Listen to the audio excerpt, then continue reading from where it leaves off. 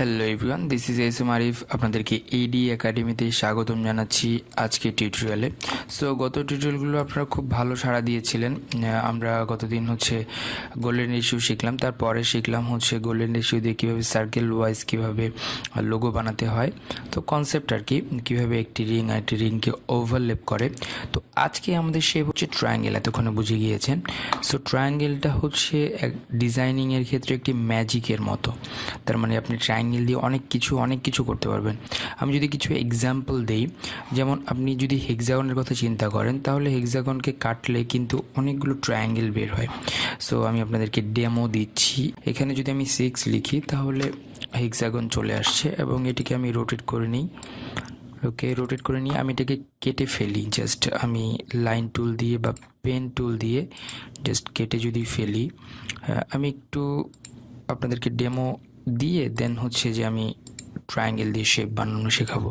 So এখানে অনেকগুলো triangle আপনারা দেখতে পাচ্ছেন। সো আজকে যেহেতু ট্রায়াঙ্গেল দিয়ে এই টাইপের শেপগুলো কীভাবে বানানো যায়, বা it's kind of concept. So আপনি যদি এই চ্যানেল নতুন হয়ে থাকেন তাহলে অবশ্যই চ্যানেলটি সাবস্ক্রাইব করতে ভুলবেন না, কারণ আমরা নতুন অনেক টিউটোরিয়াল নিয়ে আসছি আপনার জন্য। আর বেল আইকনটি অবশ্যই প্রেস করে রাখবেন, তাহলে আমরা ভিডিও পাবলিশ করার সাথে সাথে আপনারা পেয়ে যাবেন। সো কথা না বাড়িয়ে চলুন শুরু করি। এখন আমি এখানে ট্রায়াঙ্গেল নিয়েছি। ট্রায়াঙ্গেল কীভাবে নেবেন? খুবই সহজ। শেপ টুলে যাবেন, বা এখানে যেই বিভিন্ন ধরনের শেপস টুল আছে, এখান থেকে পলিগন টুল। আমি যখন প্রথম ডিজাইন শুরু করি, প্রথম ইলাস্ট্রেটরে শুরু করেছি, তখন ট্রায়াঙ্গেল আঁকতে পারতাম না। দেখি এখানে সব শেপ আছে, রেক্টেঙ্গেল আছে, রাউন্ড রেক্টেঙ্গেল আছে, ইলিপস আছে, স্টার আছে, ফ্লেয়ার টুল আছে, বাট পলিগন আছে, বাট ট্রায়াঙ্গেল নেই। সো পলিগন টুলেই আসলে ট্রায়াঙ্গেল। আপনি যদি একটি ক্লিক করেন, এখানে অপশন দেখাবে যে আপনি কত পিক্সেলের, আপনি কত রেডিয়াসের আপনি শেপটি আঁকবেন, এবং কত সাইডগুলো হবে। সাইড মানে কর্নার, যত কর্নার তত ভুজ। তার মানে আপনি যদি এখানে 3 দেন তাহলে ট্রায়াঙ্গেল, ত্রিভুজ। এখানে 4 দেন তার মানে রেক্টেঙ্গেল হতে পারে বা স্কোয়ার হতে পারে। আপনি যদি 6 দেন হেক্সাগন, 7 দিলে হেপ্টাগন, 8 দিলে অক্টাগন। এভাবে আসলে পলিগন মেক করা হয়। আমি এই জিনিসটি প্রথম যখন শুরু করি, সেই 2010-এর দিকে বা তারও আগে, তখন আমি জিনিসটা জানতাম না। সো এই ব্যাপার। তো আমি এখানে 3 দিচ্ছি, 3 দিলে ট্রায়াঙ্গেল হয়ে যাচ্ছে। এখন এই ট্রায়াঙ্গেলটি আমি এখানে নিয়ে রাখছি, এবং এটা দিয়ে আমি কাজ করব। আমি আর্টবোর্ডটিকে একটু বড় করে নিই, তাহলে আপনাদের দেখতে সুবিধা হবে সাদা জায়গায়। ওকে, আমি এটাকে বড় করে নিলাম। এখন প্রথমে যে লোগোটি আমাদের আছে বা শেপটি আছে, এটি কীভাবে এডিডাস টাইপের লোগোর মতো। সো এটি জাস্ট মেক করা খুবই সহজ। চলুন দেখি। জাস্ট আমি এটিকে অল্টার প্রেস করে একটি কপি করলাম, একটি কপি করলাম। 3টি ট্রায়াঙ্গেল নিয়ে এটি হয়েছে। সো এটিকে একটু সিলেক্ট করে ঠিকঠাক করে নিব। তাহলে অ্যালাইন টুলে গিয়ে আমি এটিকে ঠিক করে নিচ্ছি। আপনি যদি অ্যালাইন টুলটি এখানে পেতে চান, তাহলে আপনাকে উইন্ডোতে গিয়ে অ্যালাইন টুলটি সিলেক্ট করতে হবে।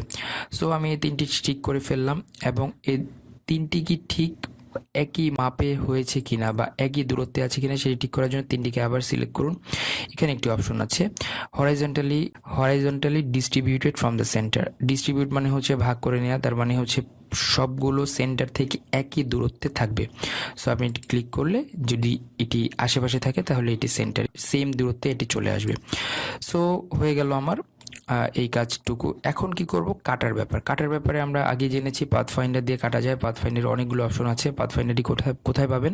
উইন্ডোতে গিয়ে পাথফাইন্ডার অপশনে পেয়ে যাবেন। সো এখান থেকে আমি সবগুলো সিলেক্ট করে ডিভাইড করে দিচ্ছি। রাইট বাটন প্রেস করে আনগ্রুপ করে ফেললাম। এখন এটিকে ডিলিট করব, এটিকে ডিলিট করে ফেলবো। এখন আমার 3টা ট্রায়াঙ্গেল বা 3টা জাস্ট ভাগ করা আছে। এখন এগুলোর মাঝখানে স্ট্রোক দিয়ে দিব। তাহলে স্ট্রোক কিভাবে দিব? এখানে গিয়ে একটি ব্ল্যাক স্ট্রোক দিয়ে দিচ্ছি, এবং স্ট্রোক থিকনেস একটু বাড়াতে থাকবো। এখান থেকে এখানে আছে। ওকে, আমি যদি বাড়াতে চাই, ওকে, বাড়িয়ে নিলাম। তারপরে কি করব? সবগুলোকে আবার সিলেক্ট করব। তারপর যাব অবজেক্টে এবং এক্সপান্ড করে দেব। কারণ আমরা এর আগের এপিসোডগুলোতে দেখেছি যে আপনি কিন্তু স্ট্রোককে এক্সপান্ড যদি না করে নেন, তাহলে স্ট্রোকই থেকে যাবে, এবং এগুলোকে কাটতে পারবেন না। স্ট্রোক থেকে আপনি শেপে কনভার্ট করতে হলে অবশ্যই এটাকে এক্সপান্ড করে নিতে হবে। সো আমি এক্সপান্ড করে নিলাম। তারপরে যে কাজটি করব, সবগুলোকে আবার সিলেক্ট করব এবং পাথফাইন্ডারে গিয়ে ডিভাইড করে দেব, আনগ্রুপ করব। আনগ্রুপ করার পরে আপনাদের কাজ সহজ করে দিই। জাস্ট এটিকে সিলেক্ট করব, এবং এটিকে সিলেক্ট করব। শিফট প্রেস করে এটিকে সরিয়ে নিয়ে আসি এদিকে, এবং এটি আমার কাজে লাগছে না, এটিও কিন্তু একটি শেপ হতে পারে, সো এটিও কাজে লাগাতে পারেন। সো এটিকে তাহলে কাজে লাগাতে হলে এটিকে সবগুলো সিলেক্ট করে মার্জ করে দিতে হবে আপনাকে, ইউনিট বা ইউনাইট করে দিতে হবে। সো এটিও একটা হয়ে গেল, আমি এটিকে একটি কালার দিয়ে রাখি, ওকে ফাইন। আর এটি পেয়ে গেলাম আমাদের এডিডাস টাইপের লোগো। সো বুঝতেই পাচ্ছেন খুবই সহজ। চলুন তারপরে শেপটি তৈরি করি, এই ট্রায়াঙ্গেলটি। তাহলে আমার ট্রায়াঙ্গেল এখানে নেওয়া আছে, আমি ট্রায়াঙ্গেলটি এখানে নিয়ে নিলাম, ট্রায়াঙ্গেলটিকে একটু বড় করে নিই। তারপরে যে কাজটি করব আমি হচ্ছে কপি করব, Ctrl+C Ctrl+F, এফ মানে ফরওয়ার্ড পেস্ট। এখন শিফট এবং অল্টার একসাথে প্রেস করে এটিকে জাস্ট ভিতরের দিকে ড্র্যাগ করব। সো এটিকে আমি যদি অন্য একটা কালার দিয়ে দিই আপনাদের বুঝতে সুবিধা হবে। সো এই হচ্ছে আমার কালার। এখন এখান থেকে আমি কি করেছি, কেটে নিয়েছি। কিভাবে? Okay fine. তাহলে এটিকে জাস্ট অল্টার প্রেস করে একটু সাইডে সরিয়ে নিন, ওকে দ্যাটস ফাইন। তারপরে যে কাজটি করব সেটি হচ্ছে সবগুলোকে সিলেক্ট করব। তার আগে একটু দেখে নিন এই দুটো ট্রায়াঙ্গেল একই সাথে অ্যালাইনমেন্ট ঠিক আছে কিনা। তাহলে অ্যালাইনমেন্ট ঠিক করার জন্য আমি জাস্ট ক্লিক করে দিলাম এবং হচ্ছে সবগুলোকে সিলেক্ট করে ডিভাইড করে দিচ্ছি, রাইট বাটন প্রেস করে আনগ্রুপ করে দিচ্ছি এবং সবগুলোকে ধরে ডিলিট করে দেবো মাঝ থেকে। সো এই হয়ে গেল আমার আরেকটি শেপ। এখন এই শেপটি তৈরি করব, এটিও খুবই সহজ। জাস্ট একটু ট্রায়াঙ্গেল কপি করে নিলাম এখানে আমি। তারপরে যে কাজটি করব একটু বড় করে নিচ্ছি আপনাদের দেখার সুবিধার্থে, Ctrl+C Ctrl+F। তারপরে যে কাজটি করব সেমভাবে ছোট করে নিব এবং এটিকে নিচের দিকে নিয়ে আসব, ওকে। তার আগে একটি কাজ করতে হবে, মাঝে একটি রাখতে হবে এবং অল্টার প্রেস করে আরেকটি নিয়ে আসবো। তার মানে আমার এখানে দুটি আছে। আমি যদি কালার করে দিই তাহলে আপনাদের বুঝতে সুবিধা হবে। সো সবগুলোকে সিলেক্ট করে মিডল অ্যালাইনমেন্ট করে নেবে এটির সাপেক্ষে, তাহলে আমার এটি ঠিক হবে। সো সবগুলোকে সিলেক্ট করলাম, সিলেক্ট করে আপনি যদি জাস্ট মাইনাসও করেন তাও হবে। সো এই হলো আর একটি শেপ। তারপরে আসুন এই শেপটি, এই শেপটিতে একটু আপনাকে কাজ করতে হবে, একটু অ্যাডভান্সের দিকে। অ্যাডভান্স ঠিক না, আসলে আপনার এখানে একটু রেক্টেঙ্গেলের হেল্প লাগবে। সো আমি আরেকটি ট্রায়াঙ্গেল কপি করে নিয়ে আসলাম। তারপরে যে কাজটি করব সেমভাবে আমি হচ্ছে Ctrl+C Ctrl+F, Ctrl+C মানে হচ্ছে কপি, Ctrl+F মানে ফরওয়ার্ড পেস্ট। এখন এটিকে আলাদা একটি কালার দিয়ে দিই আপনাদের দেখার সুবিধার্থে। সো একটু লাইট কালার দিই, তাহলে আপনাদের দেখতে সুবিধা হবে। সো এরপরে যে কাজটি করব আমি আবার হচ্ছে শেপে যাব, রেক্টেঙ্গেল নেব। তো রেক্টেঙ্গেলটি হচ্ছে আমি জাস্ট এভাবে রেক্টেঙ্গেলটি নিয়ে নিলাম এবং এই রেক্টেঙ্গেলটিকে কপি করে জাস্ট উপরে রেখে দেব, ওকে থেকে যাক এখানে। এটির আমার কাজ নেই, আমি একটু পরে এটির কাজ করব। তাহলে এটিকে একটি অন্য কালার দিলাম। এখন এই দুটো রেক্টেঙ্গেল এবং এই ট্রায়াঙ্গেলকে যে সিলেক্ট করে আমি অ্যালাইনমেন্টটি একটু ঠিক করে নিচ্ছি এবং এই দুটি এবং এই একটি সিলেক্ট করে আমি ডিভাইডে চলে গিয়ে ডিভাইড করে দেব, রাইট বাটন প্রেস করব, আনগ্রুপ করব এবং জাস্ট এই অংশটুকু আমি ডিলিট করে দেব। এখন অংশটা তো আমার থেকে গেল। এই অংশের কাজ কি? এই অংশের কাজটি হচ্ছে আমি এটিকে আরেকটু ভিতরের দিকে নিয়ে যাব, ওকে, যাতে মনে হয় যে এখানেও আরেকটি ট্রায়াঙ্গেল আছে। সেই ক্ষেত্রে যে কাজটি হবে আমি সবগুলোকে আবার সিলেক্ট করছি, জাস্ট দেখে নেবেন যে এই জায়গায় আপনার বাদ পড়ছে কি না। যদি বাদ পড়ে তাহলে এটিকে একটু উপরে উঠিয়ে নিন, ওকে। বাদ পড়বে বলতে হচ্ছে এই অংশ থেকে যদি একটু বাদ পড়ে সেটিকে আমরা ডিলিট করতে পারবো, বাট এই অংশটি যদি একটু বাইরের দিকে থাকে তাহলে এই অংশটি কিন্তু আপনি ডিলিট করতে পারবেন না। তো এটি থাকলে সমস্যা নেই, দুটিকে সিলেক্ট করলাম, করার পরে জাস্ট ডিভাইড করে দিলাম, আনগ্রুপ করে ফেলছি। আনগ্রুপ করার পরে এই যে অংশটুকু এটিকে আমি আগে ডিলিট করে দিলাম, এটি আমার দরকার নেই। সো এই অংশটিকেও আমার কাজে লাগবে, সো এটিকে ফেলে দিব না এখনই। সো এটিকে সিলেক্ট করবো এবং এই দুটিকে সিলেক্ট করব, এটার সাপেক্ষে জাস্ট আমি অ্যালাইনমেন্ট করে নেব। অ্যালাইনমেন্ট করলে কি হবে, জাস্ট আমার কেটে ফেলতে পারবো এখান থেকে। সো এই দুটোকে শুধু ধরবো এবং ডিভাইড করে দেবো। ডিভাইড করার পর এই অংশটুকু আমার আনগ্রুপ করে ফেলবো, এই অংশটুকু আমার বাদ দিতে হবে। সো এখন থাকলো আমাদের হাতে এই অংশটুকু, জাস্ট সবগুলো সিলেক্ট করে ইউনাইট করে দেব। অন্য কালার হয়ে যাচ্ছে, সমস্যা নেই, আমি আই প্রেস করে ব্লু কালার নিয়ে নিলাম। সো আমার এটি হয়ে গেল। এখন আসি এই যে এটি, তো আমি এখানে অ্যাশ থেকে ব্ল্যাক, ব্ল্যাক থেকে অ্যাশের যে শ্যাডোটি দিয়েছি এটি খুবই সহজ। সো আপনি চাইলে অন্যান্য কালার সোয়াচ ইউজ করতে পারেন, blue, red, green, whatever you want. So এটি করাও খুবই সহজ, খুবই সহজ।